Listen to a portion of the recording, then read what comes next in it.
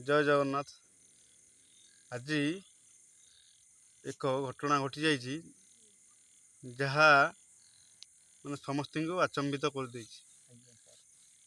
महाराष्ट्र को एक जगार गोटे एमती घटना घटी जहाँफल कि तीन टा जीवन चली जा खोजु खोजु जाना पाइली जे एक आईफोन ता पुओ जिद्दी करू पुओ पहाड़ तलू खसिकी मरीगला। ता संगे संगे ताको बंचाइबा जाई तापर ता बापा मले आउ शेष ता माँ से पहाड़ तलू को डेईकी सी भी जीवन हारी देइछन।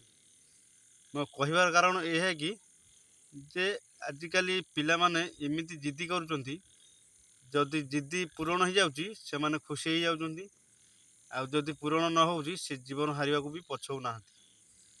मो कहवा कथा हूँ या जे एमिति आम पिला मानकु गढ़ंतु जे से जिद्दी करने पूर्वर सी निज मन को बुझेदब ताकू सब प्रकार एमिति व्यवस्था करंतु से जिद्दी करने जमा भी मन बलैबनी।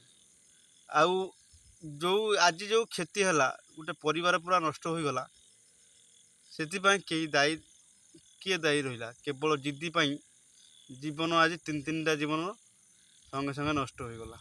मो कहिबार कथा या जितेबाला आम बापा माँ माने जदि पिला मानकु सठिक मार्ग कि सठिक शिक्षा दियंते सी भी एते जिद्दी करते नहीं आउ एमिति घटना घटंता नहीं। यही भली घटना बारंबार देखा मिलती। समस्त को अनुरोध रहा कि जे आमर यही घटना को रोकने समस्ते चेष्टा करंतु। आ बापा माँ मानक बेसी अनुरोध जे पिला माने केमिति जिद्दी न करिवे सेही भली सठिक मार्ग देखांतु आउ समस्त को सठिक बाट देखांतु जेमिति कि एभली घटना न घटिया चेष्टा करंतु। जय जगन्नाथ, जय माता रानी।